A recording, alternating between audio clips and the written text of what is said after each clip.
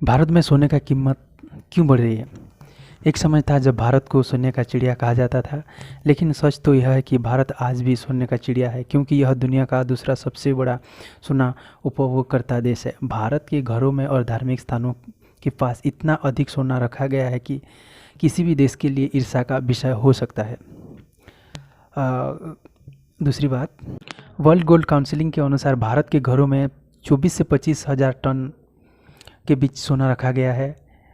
इसमें भारत के धार्मिक स्थानों में रखा गया सोने को नहीं जोड़ा गया है। तिरुवनंतपुरम में श्री पद्मनाभम मंदिर के पास 22 अरब डॉलर का सोना है।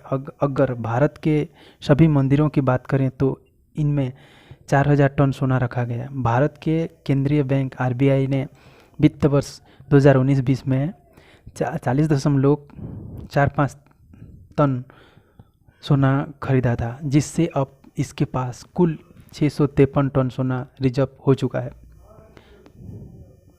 तो आइए जानते हैं कि भारत में सोने का कीमत इतनी वृद्धि क्यों हो रही है। भारत में कोरोना महामारी के कारण सोने की मांग वित्त वर्ष 2020 की जनवरी से मार्च तिमाही में 36% तक गिर गया था। केवल 101.9 टन रह गई है, जो कि 2019 में इसी संबंधी 159 टन थी। मार्च 2020 में सोने की कीमत 42,200 प्रति 10 ग्राम थी, जो कि जुलाई 2020 में बढ़कर 52,000 प्रति 10 ग्राम के पास पहुंच चुकी है। जुलाई 2020 में चेन्नई में सोने की कीमत 24 कैरेट सोने की कीमत 53,490 रुपये प्रति 10 ग्राम पर पहुंच गई है। इसके अलावा भी देश के अलग अलग सभी बड़े शहरों में सोने की कीमत 50,000 प्रति 10 ग्राम से ऊपर चल रही है।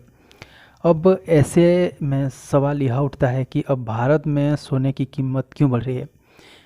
तो पहली बात, सुरक्षित निवेश का साधन ऐसा देखा जाता है कि जब सेंसेक्स गिरता है तो सोने की कीमत बढ़ने लगती है। इसका कारण यह है कि लोगों को शेयर बाज़ार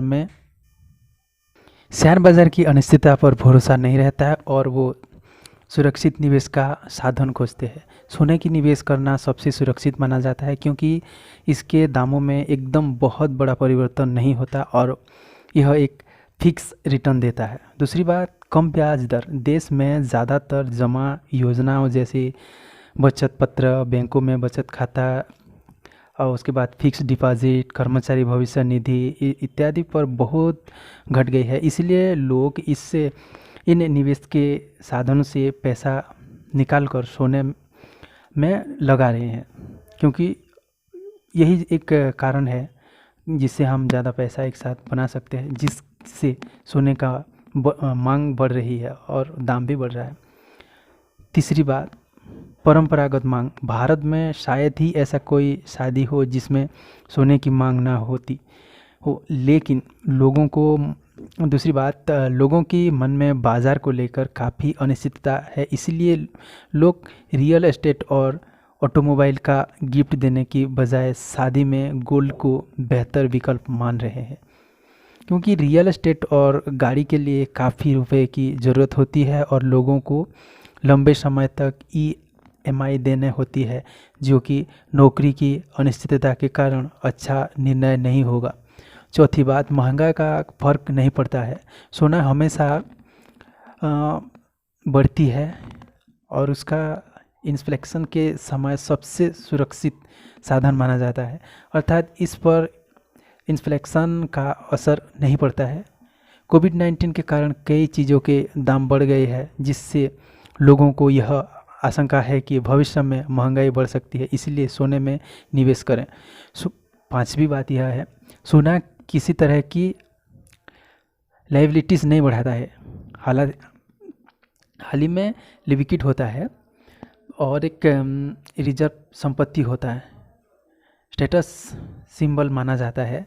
इन्हीं कारणों से मांग हमेशा बढ़ती है। इस प्रकार स्पष्ट है कि सोने की कीमत में वृद्धि है।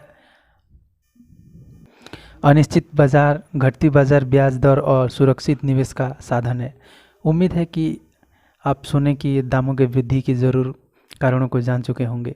अगर वीडियो अच्छा लगा तो लाइक कीजिए, शेयर कीजिए और ऐसे लेटेस्ट अपडेट पाने के लिए हमारे चैनल को सब्सक्राइब करना मत भूलिए। ये वीडियो देखने के लिए बहुत बहुत धन्यवाद। आपका दिन शुभ हो। जय हिंद, जय भारत।